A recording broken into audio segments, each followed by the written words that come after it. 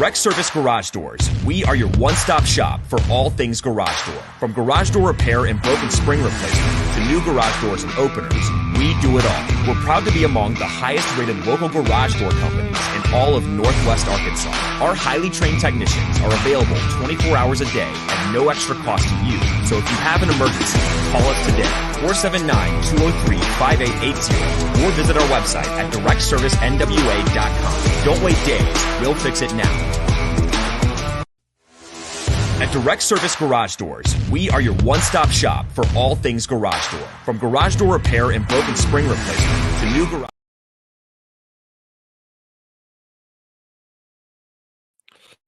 Yo, what's going on? Welcome, everybody. Welcome. Hope you guys had a good weekend. Hope everything was great for you. Do me a favor. Make sure you guys like, share, subscribe. We've got an awesome show for you. We've got Blake Lovell of Southeastern 14 who's going to hop on here in just any second. Wanted to get caught up really quick on the weekend before he does. Arkansas, of course, we know they got a nice win in sweeping the Missouri Tigers, 88-73. Arkansas now 5-9 in conference. Missouri falls to 0-14. That's horrible. And how about Arkansas baseball in Arlington? What a game! What a weekend for pitching. Arkansas, this is coming from Mason Choate. Arkansas baseball now leads the nation with 102 team strikeouts after the Diamond Hogs pitching staff struck out 59 batters over the weekend in Arlington. So that includes a victory over Oregon State, 5-4. Of course, I mean, what a ball game that was. Oklahoma State, unfortunately, Arkansas, despite extra innings, could only manage one run. Just tip of the cap to Oklahoma State pitching, but Arkansas bats, I don't know. It's a little early to start panicking, but, you know, it's not like you tore it up in the hitting category this weekend. but Arkansas falls to Oklahoma State in extra innings 2-1, and then they get past Michigan despite a late surge by the Wolverines 4-3. So Arkansas finds a way. Hey, make sure you guys like, share, subscribe. Again, I know it's early. We're all over the place with these live shows. But I do appreciate those of you who are here, and just make sure you like, share. If you have any comments or questions for Blake when he hops in here, we'll throw them right at him. We're going to talk a little bit about Arkansas in maybe their ability to salvage the season. Now, Blake's been having some technical issues this morning, but I did send him the link, so hopefully we get him in here in just a little bit. Richard Neal, morning, Titan Hog fans. Y'all been on a roll. Not too bad, Richard. Not too bad. Yeah. What's up? What's going on, Heartbroken Hog? Good morning, Unbiased Brim. How you doing? Brim says I'm slightly concerned about Arkansas's bullpen. Yeah, they kind of floundered there a little bit towards the end of the, in the end of that game 3 against Michigan. Overall, I thought though I think their bullpen's going to be fine. They're deep, and when you consider the amount of innings they pitched the night before or the game before against Oklahoma State, it probably shouldn't shock you too much, that they gave up those hits and runs late. But they still found a way to win, and that's all that matters, right? At the end of the day. But yeah, I do agree. They got the SEC coming up, and that's the toughest of the tough. It doesn't get any more difficult than that. All right. Again, if you're just joining us, we're waiting on Blake Lovell. We're going to give him just a little bit. He has been having technical issues this morning. We had to, at first, we were going to postpone the 10 o'clock show. And, we'll obviously we're here now. We're live, but yeah. Also, shout out to our sponsors, Direct Service Overhead, the Garage Door Company, located in Northwest and Central Arkansas. Same-day services, quality parts, affordable outcomes, hundreds of 5-star reviews. Give them a call or check out their link provided for you down below. 501-244-3667. Again, that's Direct Service Overhead, the Garage Door Company. And, of course, the Odd Soul Craft Bar and Pizzeria located on Emma Street, right down the road from me here in Springdale. Fantastic pies, great IPAs. They've got you covered. They do it all. It's a great environment. Emma Street, which is it's historical, and then you've got a staple such as the Odd Soul right there, smack dab in the middle of it. Why don't you stop by and tell him Tusk Talk with Ty sent you, huh? All right, here he is, the man of the hour, Mr. Blake Lovell. How you doing, man? You know how I'm doing. I've had internet issues all morning, so I'm going to do my best to hang in on this one for as long as I can. But, yeah, we'll doing well, my friend. Good to talk to you. Yeah, once again, and hopefully the internet holds for this. So, yeah, hopefully so. I like any chance I get to make fun of T-Mobile. I do, and I had a line of T-Mobile jokes for you. I was going to say if you're on Wi-Fi and you're using T-Mobile, that's probably your problem. But yeah, we have T-Mobile here, and their service is very spotty in Northwest Arkansas. So any chance I get to just take a shot at them. Yeah. So obviously, again, you guys give it up for Blake Lovell of Southeastern 14. We have their channel linked for you down below in the description box. Blake, I'm not even really sure where to start. It has been, since the last time you and I talked, it's been a wild year for the SEC.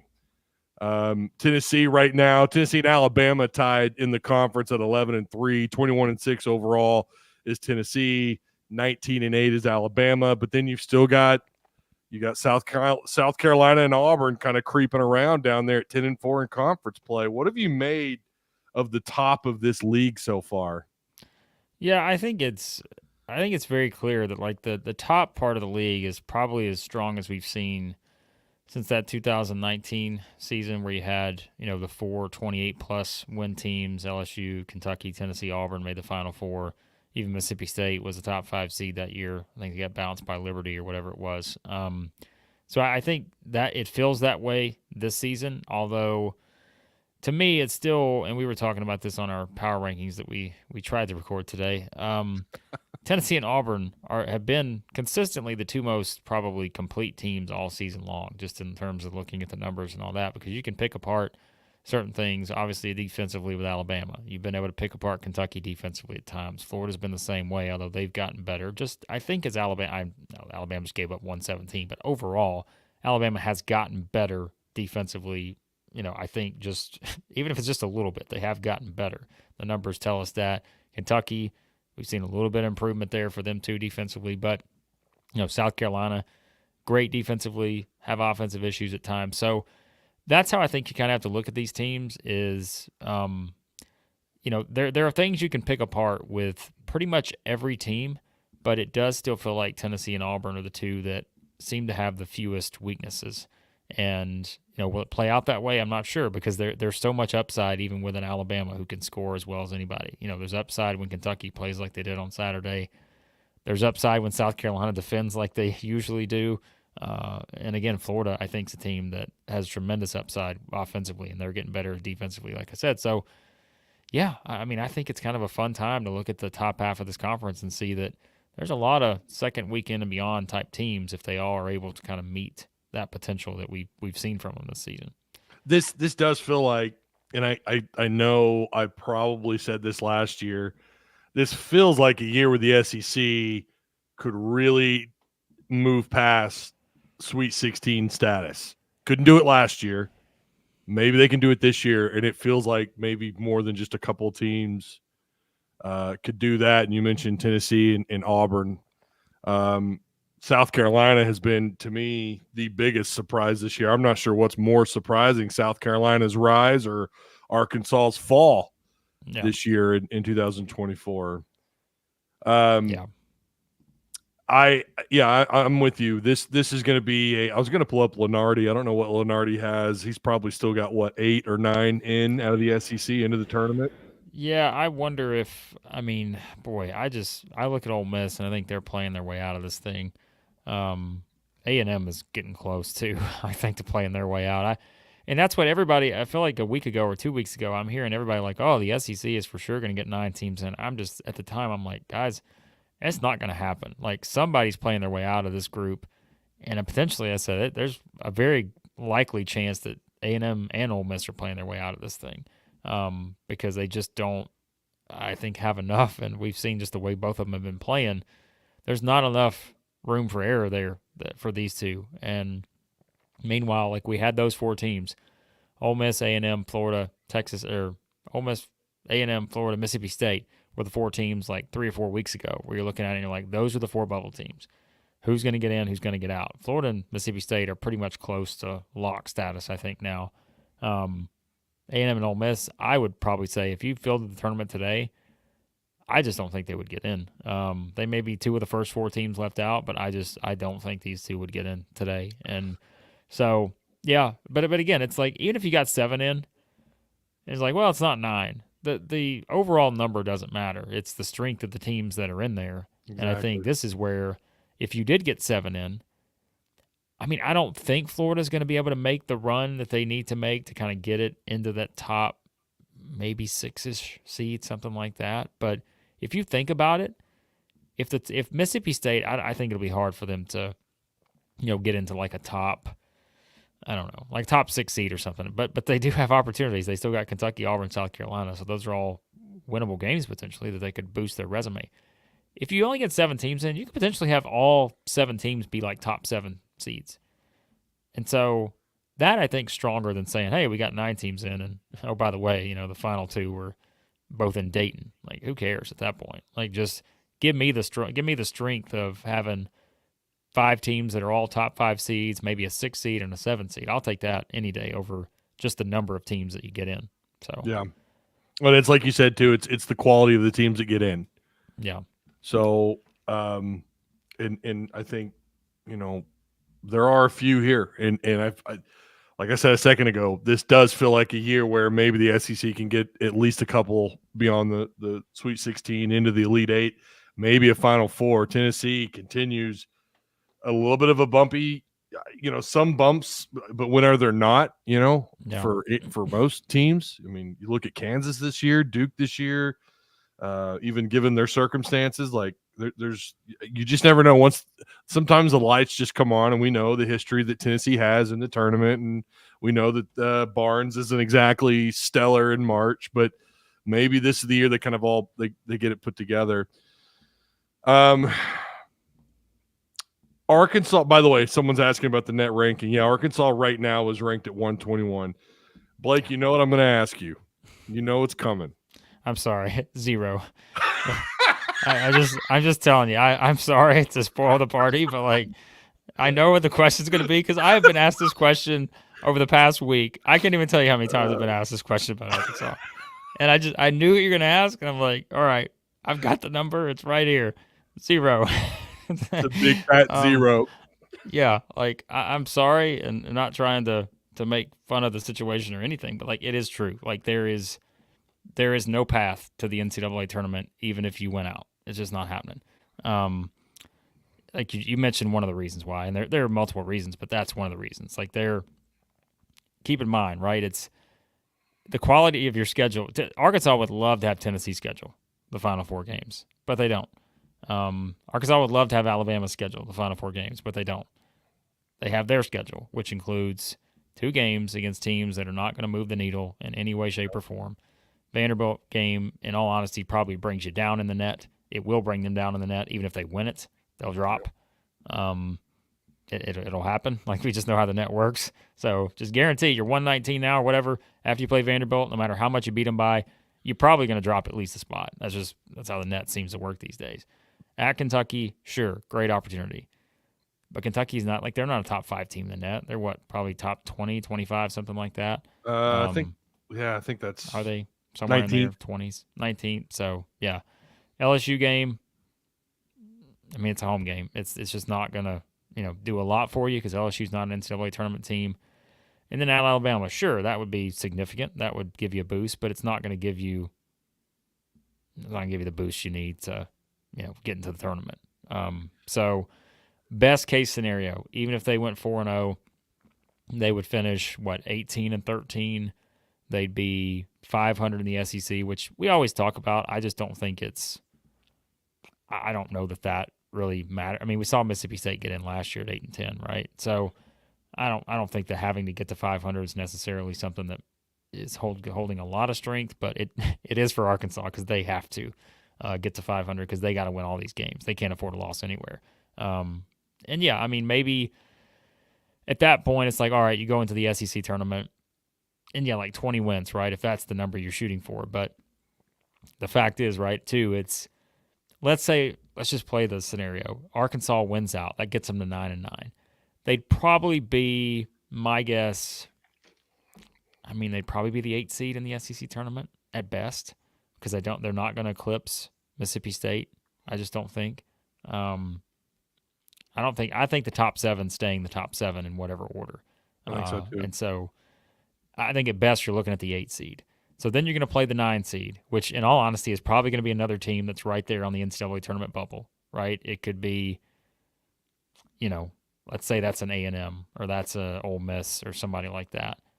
Unfortunately, it could also potentially be LSU, which you don't want because they're not a team. So even at 20, again, you're probably looking at like the first SEC tournament win coming against a team that's not going to make the tournament, and so that's not going to do anything for you. So if you win the next game, well, obviously you're playing the number 1 seed at that point. That's going to be another boost. But even then, I don't know. I think you've still got to win at least another one after that. And even at that point, who knows, right? So we saw Vanderbilt make a similar run last year, but I'm sure there are differences that I just don't have pulled up in front of me.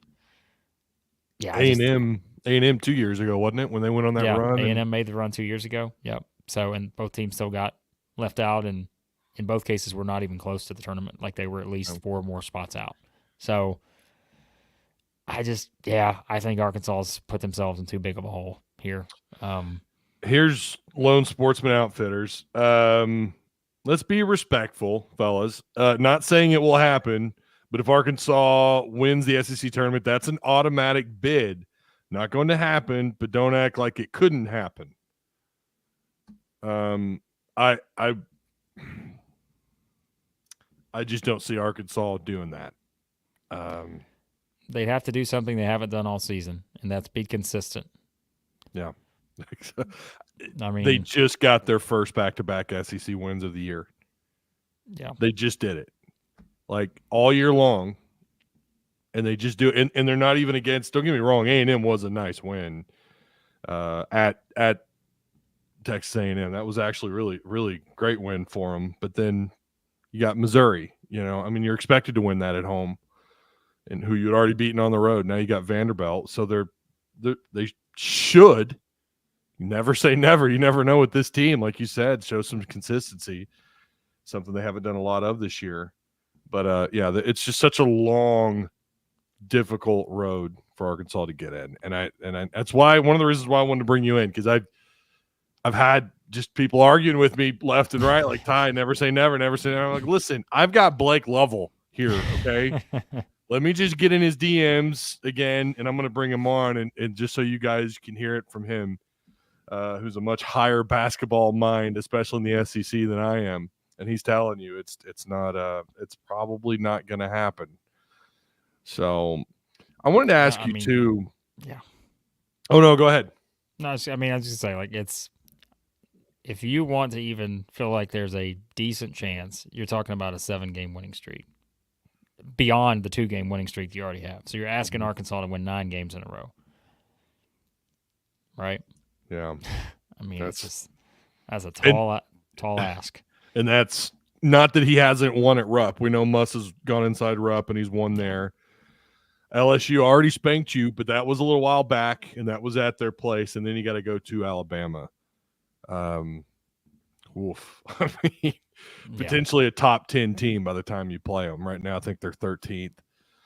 I wanted to ask you though, and I know we touched on this last time you were here, but just now that we've seen a little bit more, I think it's been a few weeks since you've been on, maybe longer.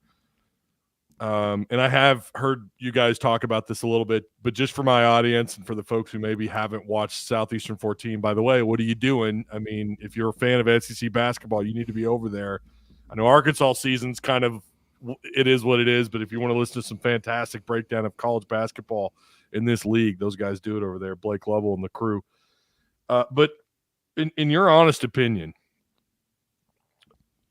just what the hell? What the hell, Blake? What happened? I mean, you and I sat here and talked about Tennessee number 1, Arkansas number 2. They've got the depth. They've got the quality depth. They've got the shooters. They brought in these guards. They got Brazil back. Devo's back. What is your take on Arkansas' situation this year? Just kind of what you think went down or what you thought went down or whatever. Yeah, I mean, it's almost like, we play the same game every year with Arkansas. It's law of averages tells you that, Eric Musselman's going to find a way to make it work because he always does. And it's like, even when they're struggling this year, there's always that thought that they'll turn around. This has happened before. They'll be fine. But again, if you go back to the averages, at some point there is going to be a year where it doesn't work. And this is the first year for him where it just has not worked in spectacular fashion since he basically spearheaded the transfer portal era himself when he was still at Nevada. Mm-hmm. And so it was bound to happen. Again, we didn't think it'd be this team, but it was bound to happen at some point where in an era like this, and look, Missouri's learning the same thing, where think about how much we talked about those two teams last year. And everything needed to go right to kind of put yourselves in those positions to be, again, for Missouri having the kind of year they hadn't had in decades, essentially, it felt like, for Arkansas to still find a way to get back to the Sweet 16, even when, there were some ups and downs last year too. But now you just flip it, and it's the same kind of thing where it is when you are rebuilding your roster every single season. It's just sometimes the chemistry's not going to be there. You're going to have injuries. That's been Missouri's problem. Like, I think the chemistry's been fine with them, but they've had 2 guys that they expected to play for the entire season. 2 of their top 4 probably players on this roster, their top 2 transfers. Both, I think they played a combined 6 or 7 games this year. So it's like you take that out, boom, room for error in the SEC, not enough to overcome, and now you have a season like this. Arkansas, the chemistry has not been there. The defense has not been there. This team has just not come together the way you thought it would. Muss has used more rotations than I think I've ever seen a coach use. I really mean that. Like, I don't remember the last time I saw an SEC coach use as many rotations as he's used this year. Crazy. But it's like, and I always say the same thing. I'm like, people are like, well, what's the problem? Well, if Eric Musselman can't figure out the problem and is using this many rotations, like, I don't know what the problem is. Clearly, it's just not clicked the way they thought. And like we said, on paper, you could say, sure, they're going to get better shooting wise. They haven't, because it just has not translated to the guys that come in. They've not been able to shoot the same kind of percentages that we thought they could shoot coming into the SEC, even though, as we always say, you got to expect them to be a little bit lower if they're transferring up, because they're not going to shoot the same percentage because they're placing different teams, different defenses, all that. So, I don't know, man. I think, usually when you have a year like this, chemistry is the biggest thing. Just for whatever reason, you have guys who aren't on the same page, and they can't figure it out. And too, it's like, think about the sure things that we thought Arkansas had coming into the season. That was Devo, has not been a sure thing. Nope. Brazil's return, we were like, if he's ready to go, when we found out he was ready to go, feels like a sure thing. First team All-SEC guy, has not been a sure thing. Really, I feel like the only thing I got right with Arkansas was like, man, I'm drooling over Tremont Mark. I'm like, this guy is just, he's on another level. He's fantastic. And he has been pretty fantastic this season, for the most part. And so, yeah, man, I don't have a lot of great answers for this. I just think this was a year where when you started to see how the pieces were coming together, you realized that whether it was just roster construction and the parts didn't fit, I think that's definitely part of it. That adds a lot to it. Like I said, that becomes a chemistry thing. That becomes a, can't do this right on the floor. You can't improve in this area, and it just keeps kind of snowballing in the wrong direction. And kind of been the story. Yeah. It's not only that, but with the losing too, all the nonsense that comes along with it, which is the off-court, quote-unquote, drama, and is Muss returning next year? That's the other one, which is a legitimate question. I mean, he's this is year 5, and it's a perfectly legitimate question. Do they get him back for another year? But yeah, this season has it's been so surprising, not only simply because Arkansas has been losing, but like nothing has worked. And it goes back to what you're saying with the rotation and his what I found interesting in these last couple of games, he's been forced to run with a tight rotation, and it's yielded better results. Yeah. And he let Battle off his leash, and look what happened. For the first time since Mason Jones, Arkansas has a score of 40-plus points. By the way, first time since 1975. Don't ask me the player. I heard them say this on the radio this morning, that a player has had 40-plus points. I think it was 42 points and 6 boards. And that's from Battle. And it's like, what's been going on? Why did he lose minutes along the way? And what really is going on off the floor? I mean, surely there's something. But at the end of the day, it's the very thing that you and I couldn't see at the beginning of the year, which is chemistry. We have no idea when you have to replace that many guys. You bring in 6 transfers, all of which have contributed to some degree. You have no idea what the chemistry is going to be like. Now, I'm not trying to cover for you and I or Musselman, but that is the truth. You don't know, and especially when you bring these guys in that are older, coming from schools where they were probably the stars and what have you, and now they're coming in and they're asked to take on a different kind of role. But it has been surprising, and like I said, South Carolina, shout out to them. They're doing the opposite, where they're overachieving, and they should be off to the tournament. Don't know where they're going to be at seeding. I couldn't imagine it'd be real high, but they're having a really solid year. I wanted to ask you though too. Here's the other thing. I haven't heard you guys talk about this. Musselman, if he doesn't return, there's a lot of chatter here about Beard. Like Arkansas fans just seem to think Arkansas is just going to walk in there and pluck him out of Oxford. From your perspective, which would be more of an outsider's perspective, can you kind of give us your thoughts on that? Like, if Muss leaves, what does Arkansas do? Is it a more attractive job than it was in 2019? And if they don't get someone like Beard, maybe you think Muss is staying. But how do you think this all unfolds, or what do you think should unfold if Muss does leave? Just kind of throw it all out there, Blake. Yeah, well, what I think is interesting is like, it kind of ties into the first part of the conversation about Arkansas. It's like, well, we're having all these hypotheticals about what happens if Arkansas finishes strong, Yeah. right? And does that change anything? Like, again, even if they finish strong, they may not make the NCAA tournament. But if they were to build a little momentum here down the stretch, does that change anything? I'm at least curious now because I think we kind of just got to the point where like this game's just gonna tank the rest of the way and they're not gonna win any games. But now it's like, well, okay, now we're talking about potential 7-game winning streak here. So overall, though, I think this is one where is the job more attractive if he leaves? Yes. Because I think that, again, it's always been an attractive job. We talked about this, years ago, I guess. But, like, it's always been an attractive job. But you are still talking about a team that, minus this 1 year, has accomplished as much NCAA tournament success as anybody in the SEC over the past, 3 or 4 years now. And so, attractive job. It's the NIL era. You got to put the resources into it. As far as I know, Arkansas is certainly willing to put the resources into it. And so, absolutely an attractive job. Someone told me 2 weeks ago that they thought it was essentially a done deal. Now, keep in mind, again, this is where things change in terms of, think about where Arkansas' season is maybe now versus where it was 2 weeks ago, or a little bit, actually maybe a little bit longer than that.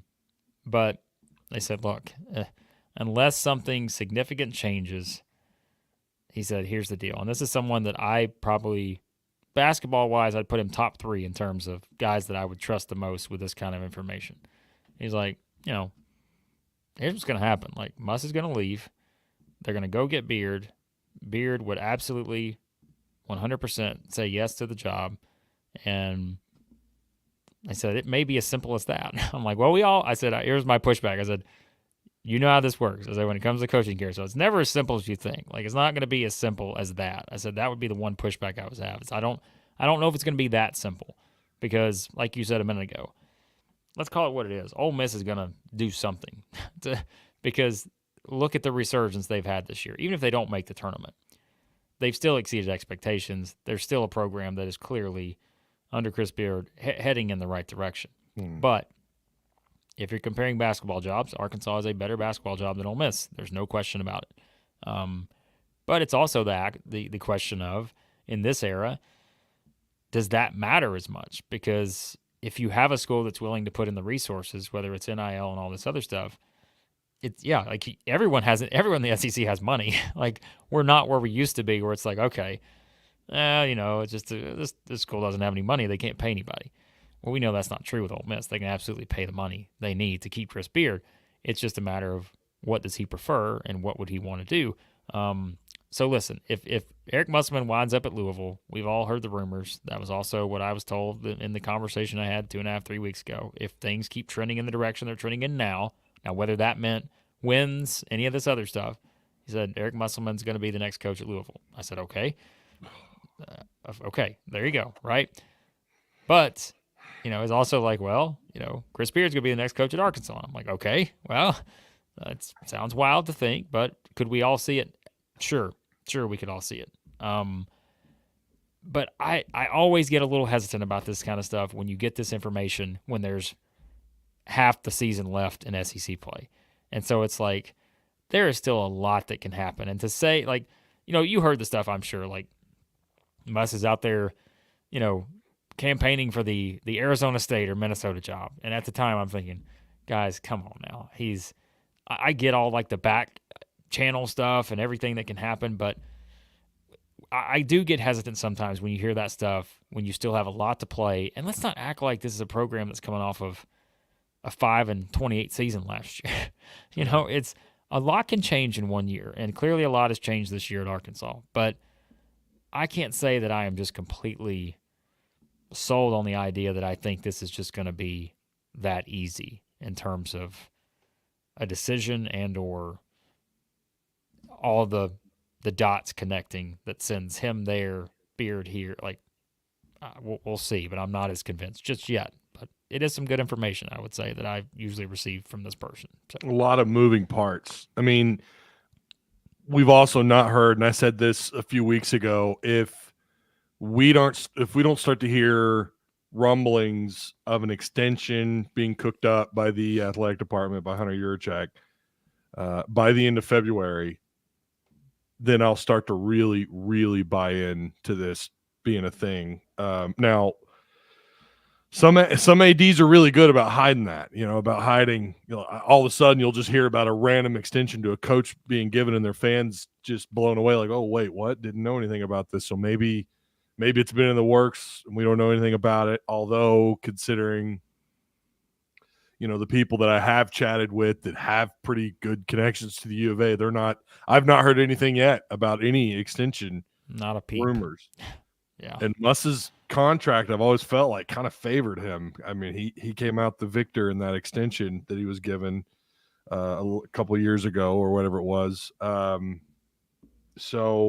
And there's also the timeline argument. He doesn't stay anywhere. That's what people say. He doesn't stay anywhere more than 4 or 5 years. Some of that's not by choice, though, people. Some of those were things that happened in the NBA that were not of his decision. So, but yeah, I don't know what to make. Would you say let's live in this land of hypotheticals here for just a second? And I have heard the Beard. I've heard Beard coming here now for it feels like a month. That's what everyone's saying. Two-parter. Number one is at this current time, and I know NIL has evened the field so much.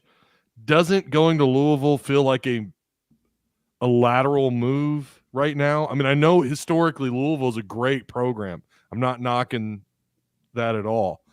But so is Arkansas. And more recently, NIL, how many years in a row, top 5, top 10 classes in NIL. We know they're getting paid. I've heard that. That's, those rumors can be squashed. They're getting paid. And he's been able to land whoever he wants out of high school. You look at that class last year, just riddled with McDonald All-Americans. What's the difference? And not only that, too, the SEC is where it's happening. This is the league that is growing in terms of popularity in college basketball. So it feels like the move to Louisville would be a lateral move at best. And then the second question, where would you stand on Beard coming here as far as like that versus Musselman's time here? Like, how would you compare those two? Yeah, I mean, I can answer the second one first. Like, I think it's look. I mean, if you're replacing Eric Musselman with Chris Beard, you're doing okay as a program. Like you have a chance to achieve the same type of success. Because we all said it. Off court stuff, whatever aside. Like when Chris Beard was hired as the head coach of Ole Miss, we all said the same thing. He's gonna win. Like we don't care where it's at. This guy has won everywhere he's been. He's going to win there, and he's already doing it in year one. And so if that's what Arkansas, usually if you're an SEC team that loses a head coach, sometimes you're hiring from the mid-major ranks or something like that. But, like, if you're going from Eric Musselman to Chris Beard, then you're in pretty good shape. You're not going anywhere in terms of, like, your status as a program in the country. You're going to still be among the elite teams probably consistently. Maybe, have an off year like this or whatever, but I think it would be a hire that would make a lot of sense for a lot of reasons. And so for that one, so the Louisville thing, here's the difference, right? It's like Arkansas, even when they made the coaching change and Muss comes in, now it felt like the program was struggling, but it had not bottomed out. Like it didn't bottom out under Mike Anderson, right? It was you just didn't reach the level you needed to reach. Louisville has completely bottomed out, and not just one season, right? It's multiple seasons now that this program has been the laughing stock of like power conference teams in the country. And on the one hand, it's like, well, why would you? How much damage has that done to the, prestige of Louisville basketball? It's done a little bit because, fan base wise, like there are some fans that are just that they've never seen anything like that as a Louisville basketball fan. And so, sure, some of them have checked out, but would they check back in if they hired Eric Musselman or hired someone that's just going to completely change the landscape? Yes, because that's Louisville. Like they will all check back in, and that place will be rocking as long as they get someone who they feel like can send them in the right direction. And so, from Musselman's standpoint, you go somewhere where you can be the savior, right? Like you can be the person who looks back and saves Louisville basketball from everything that it's become. And he would. I truly believe that. Like he would. He'd go in there and do the same thing he's done, same formula he's worked at Arkansas, same formula he worked at Nevada, and he'd have Louisville back in a really big way. And you mentioned kind of the difference in conferences. I mean, it's like there is the thought that it's the SEC, which is going to grow by 2 teams coming up next year. So the SEC will regularly be getting probably 9 or 10 teams in the NCAA tournament. Do you do that, or do you go to just the absolute struggling ACC and just step in there and feel like you have a quicker path to get to the top and stay at the top? Because it's not the old ACC. And to be honest with you, I don't know when the ACC is going to get back to being the old ACC. I don't think that's happening anytime soon. And also, it's like, what is the ACC going to be 5 years from now? I mean, who knows, right? Yeah. So there is something, too, to where it is, it's a different challenge, but the ACC is not as good as the SEC. It's not as it's nowhere near as strong as the SEC, and it hasn't been in several years. And so there is the thought that, okay, if you bring Louisville back from the dead, essentially, all right, then how long will it really take us to get above, the top into the top 4 in the ACC? If you're looking at the teams that are all around that, right? Is Clemson just going to overnight be an ACC contender every year? No. Is Pitt? No. NC State? No. Syracuse? No. Florida State, Virginia Tech, Boston College, Georgia Tech, Miami, Notre Dame. Miami's has had a good run. We know that. But you're still looking at the top 4 teams in the ACC this year. North Carolina, Duke, Virginia, Wake Forest. How many SEC teams would beat the top 4? Like, what would they'd all, I say the top 7 teams in the SEC would have a winning record against those 4 teams if you played each team once, I would think. Like, you come out with a winning record overall. And so it's an interesting dilemma. But as you said something a minute ago where it's like, there's only one thing that matters, and that's money. Like, who's going to pay? And however much money someone wants to pay, you got a chance to get anybody. So Louisville is, their football has had a resurgence this last year, and that's kind of that's the thing I think all these universities are trying to figure out, right? Yeah. How do you dole out the money? How do you evenly? And that's what I've heard. Some of the gripe is maybe that's going on at the U of A. Musselman's not real thrilled about NIL and the distribution in terms of, not what they have now, because those guys are getting paid. I want to make that perfectly clear. But for the next guys coming in, maybe there's a pull. We know baseball, obviously baseball is the it sport for Arkansas. That's the sport you're going to expect them to be top 5, top 10 every year. We know Dave Van Horn, NIL, it ventures in that area too. So all these schools have to balance that out, and maybe that's the pull here, is that the NIL is maybe it's taking football's taking the majority of the NIL dollars or something. I don't know. I have heard that might be something to consider. That's just from folks talking in my DMs, and I thought that was actually a pretty solid point. Maybe there's a bit of a tug of war going on there. Between the big 3, between baseball, football, and basketball. Of course, we know too the women's, they're supposed to get a piece of that as well. Who really knows what's going on? There's not a whole lot of transparency when it comes to the NIL, and then you look at Louisville, who's had this again resurgence of football, but maybe they're not having the same struggles, and maybe that's why he's considering Louisville. I'm still in shock because you laid it out perfectly. They're in a conference that's struggling. They're dwindling. I mean, hell, the Florida State won it out not that long ago. They're upset about the payout between the network and the schools, or the conference and the schools. And then you have Louisville, who's been, I mean, they haven't been to the Sweet 16 since 2015. They've not really been relevant in a while. And by the way, they've actually had wins taken away thanks to some rules that they violated with the NCAA. But it's not a program that's doing anything worth a damn. And yet Arkansas is over here killing it in the NIL, killing it in the portal, or I should say killing it in the portal. I don't know about the NIL. And you're doing it in the conference in terms of being relevant in the big picture in March Madness, I should say. You're doing that within a conference that's growing like crazy. And like you mentioned too, they're bringing in Oklahoma and Texas. This is where it's happening in all three sports. This is the it conference. You know, this is why they are who they are. Why they have the reputation that they have. Even in the women's side of things, it's crazy. I don't know why you would want to leave that. But then you also made a good point. You could go to Louisville and be at the top of the ACC, and that is absolutely something that he's capable of doing. You could be the man at Louisville, because no matter how good the football program is at Louisville, if you're winning in basketball, you're the biggest thing on campus. Period. You're the no governor. Debate. Yeah. Like, not even close. And like you said, Arkansas, that can be a little bit different. It's, even though, you know, again, there's a lot, but like you mentioned, it can be kind of a split sometimes, just because it's the SEC, right? And it's just kind of the nature of Arkansas's had success in multiple sports. And not to say Louisville hasn't, but like, it is like, I don't want to say there's similar jobs now, because again, Louisville has just completely bottomed out. But Arkansas and Louisville, I think there are similarities in terms of the passion of the basketball fan base for both schools.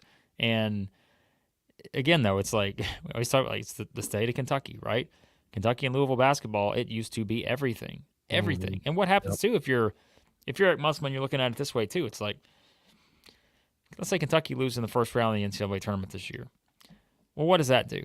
I'm not saying they're going to fire Cal, but it only furthers, I think, expedites him being out of Lexington at some point in the near future. Now, again, I don't think that's going to be a firing. I think it would probably be, you know, whatever the decision that's decided there. We know he has a lifetime contract, all that, but at some point, you know how this works. That's not just going to fly every single year now for the rest of his career. It's not. And so that opens up something to where, okay, maybe Kentucky looks a little bit more interesting now in terms of where that program is at and where they head. Do they make the right hire? I know people have brought up, well, what if Kentucky hired Chris Beard and all that? Like, there's a lot of different things that could play out there, but you could be the man at Louisville. You could be the guy that's known that, you know, goes in and just completely changes the fortune of this once great basketball program. It's the same thing you just did. You just did the same thing in Arkansas. You can go do the same thing again at Louisville and keep riding the high to where, like you said, you get out at the right time. It's the George Costanza, right? Or whatever, like just making the exit at the right time. Like you tell your joke and then you get out. I love that. The Seinfeld reference. You don't just hang around. So there is, again, that's one side of the argument, but I could also see that if that was something that were to motivate him. So yeah. It's going to be fascinating to see how all this plays out. A long ways to go. We still got to get through the season. We get that. We've got people asking, what's the obsession about Beard? And I don't know, man. You don't have to look that far. All you got to do is Google the guy's name or watch some highlights of his teams. I mean, not only that, I think if even Beard is in play and Musselman does indeed leave, I think most fans would be absolutely fine with Beard being the guy here. But we are a little ways away from all that. We still got to get through the season. I wanted to ask you one last thing. This is not related to just the SEC. A lot of people are asking about court storming and getting rid of it. That's kind of a pivotal part of college athletics, is it not? Like, storming the field. It's such an awesome, when the camera zooms out on the field or on the court and you see all these fans, these students. What, do you have any thoughts on that? I kind of hope they don't. I don't know how you stop it, but I kind of hope it stays. that's my thing is like we can have this discussion as long as we want to have it. If fans want to rush the court, they are going to rush the court. Exactly. And unless you hire in a 14,000 seat arena, unless you hire 14,000 security guards for that, you can't stop it. Like, unless you put a baseball net around it, like you make sure nobody gets hit by the foul ball. Put a net around the court, and that's the only way you're going to stop it, right? It just pulls up. The net just pulls up. You got fans attached to it as they're going up the net. I mean, that's the only way that you can stop this thing. So, I mean, that's my thing is like, I hate it when I see players get hurt. I hate it and I hate it. Yeah. There are many times where I'm like, I don't want to be part of that. I don't want to get out there and get trampled and all this other stuff. Like, sure, I get it. From a safety perspective, something has to change. Like, completely agree with that part of it. Yeah. But my thing is like there are people just saying you have people just say, well, they got to stop it. Great. How? Tell me how they're going to stop it. Your fishnet idea is great. I love that. Like, just raises up. And what are you going to do? Fans can't charge the court. I don't know how you do that on a football field, but yeah. Right. It's just I don't know. That's the only issue is like you've got to come up with a better system here. And the problem is like I've seen some people bring up, well, you get the teams, you get like but that's only one side of the equation. It's like, well, you get the visiting team out of there, if it's going to happen. Well, okay, what happens if the game's a buzzer beater? There's no way to get them out of there, right? It's just so I don't have a great solution. It's just something, though, that it's like a habit, right? It's been built up so many years now that you're not just going to break that by just saying, all right, you can't storm the court. Oh, okay. Well, all right, we're just going to head out and we'll go party outside. No, it's just you've seen it so many times. People know that that's what you do when you win a big game against a top-ranked team. So it's just like it's a habit. It's like, all right, now we go storm the court. And, again, most people, it's hilarious sometimes. It's like, it's not when people get hurt, but like if you just watch people running around, hell, they don't know what they're doing half the time. They're just out there like, oh yeah, great, everybody else is running around. We're gonna run around too. And there's see some people just turn a circle and they just get, they're just bouncing off people because they don't know what they have no idea why they're out there. They're just doing it because everybody else is doing it. So I saw a guy. I don't remember the game, but I remember the replay of them storming the field, and this guy was just running in circles. Yeah. There's the big crowd because they didn't take up the whole field, but they got the whole middle of the field. The guy's just running in circles, bumping into people, and I was thinking he's going to mess around and he's going to get hurt, and university's going to get sued or something. And this, Well, somebody else brought up in the comments I see here. It's like, and that's another aspect too. It's like people with cell phones.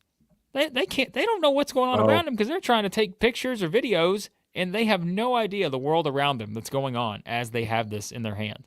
Yeah. And so, that's a bigger discussion. You're old man Blake here, but Grandpa Blake. That's where we are, right? It's everybody's got the phone attached at the hip, and all you see is that lens. Like you don't see anything else, and so there's just so many ways that people can get hurt. And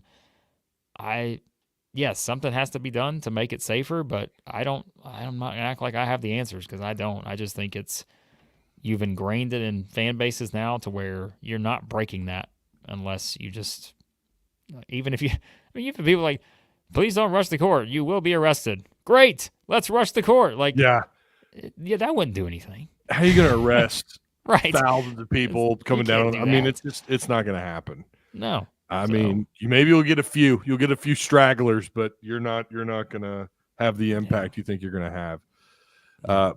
Blake, as always, man, I appreciate having you on, or you coming on. I appreciate it. You guys make sure you go check out Southeastern 14 here on YouTube, on Twitter. Go follow Blake on Twitter as well, at Blake Lovell.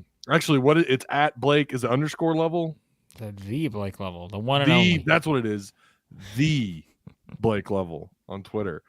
You guys make sure you go follow him. Blake, as usual, man, it's fun. It's always fun having you on. You got it, my friend. Thanks for having me, and we'll see what happens the rest of the way here. So, I'm sure I'll have you back on soon, one way or another. Appreciate it, Ty. Thanks, man. Anytime, man. Thanks a lot. All right, that was, as always, just great by Blake. We appreciate him stopping by again from Southeastern 14. thank you guys for coming through, liking and sharing and commenting and throwing your questions out there. Hopefully we answered some of them for you. I know maybe not completely, we may have missed a couple, but we did the best that we could there. Do appreciate you. Oh yeah, the ads on this one, my bad. The ads were set up. I apologize for that. I meant to select to manually install ads, but because I'm on StreamYard, it doesn't function. So it may have inserted the ads on its own. I apologize for that.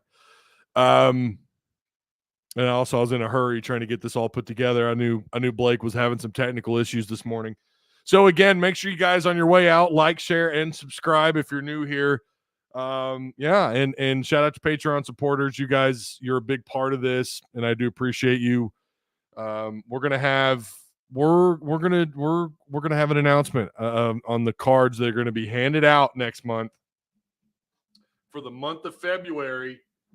Hang on, if you're a Patreon supporter, hang on just a second. Don't bolt out just yet. We're gonna have an announcement. Hopefully, I think sometime this week on which cards we're handing out, and legendary status members are going to be eligible. We still have Mason Jones autographed card. These are former Arkansas players, for those of you who are kind of on the outside looking in. Treylon Burks autographed card. This is the flawless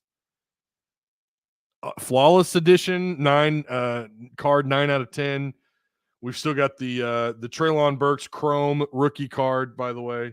Felix Jones autographed worn jersey card, and then Alex Collins autographed. This is a big one. I'm going to announce later on this week what cards are going to be given out. Remember, you got to be a Patreon supporter. You got to sign up this month to be eligible for the next month's giveaway. So make sure you sign up. You don't have to be legendary status to be eligible. You can be a $4 donor we've got some other cards, former Arkansas player cards that we'll hand out, but you got to be legendary status for all the autographed cards. All right, Ty, what's the story on the helmet down in the back? I can't go into a lot of details on that, but I had to pull down some Arkansas stuff, and that's why, in all honesty, I probably shouldn't even have Rams back there either. No team affiliation. It has to do with having sponsors. It's a little. I'm not a lawyer. I'm not there's just a lot to it when it comes to the what you have on camera. There's a lot of stuff you got to be careful. You might see the Ram stuff come down as well, and the Boston Celtics banner, but that's okay because I want to fill this up full of Tusk Talk stuff. That's what I want to do anyways, so I'm fine with that. Hit the like button. Hey, what's up, Talk Beer? What's going on, man? Hit the like button. Yeah. So if you guys just missed it, go back and watch from the beginning. We had Blake Lovell on. I think that was a fantastic interview with him. He maybe not on my part, but on his part. Blake always delivers. He's awesome. I just hope I'm asking the right questions. And you guys are always, anytime we have someone on and we're taking questions and comments, don't be afraid to fire away. All right. Okay. That's going to do it. I'll see you guys later on in the week. We are obviously going to do the post game for tomorrow. It's going to be a late one. Vanderbilt, 8 p.m. tip-off. You guys know how I feel about those, but you know what? Whatever. I'm still going to be here, and hopefully Arkansas can continue the win streak. In basketball, maybe they can make it 3 straight in conference play. We'll have to wait and see. You never know. Vanderbilt. I was going to talk to Blake about Vanderbilt, but there's so much more that was going on there. But again, I appreciate you, and I will see you tomorrow night. If not, I'll see you guys the rest of the week.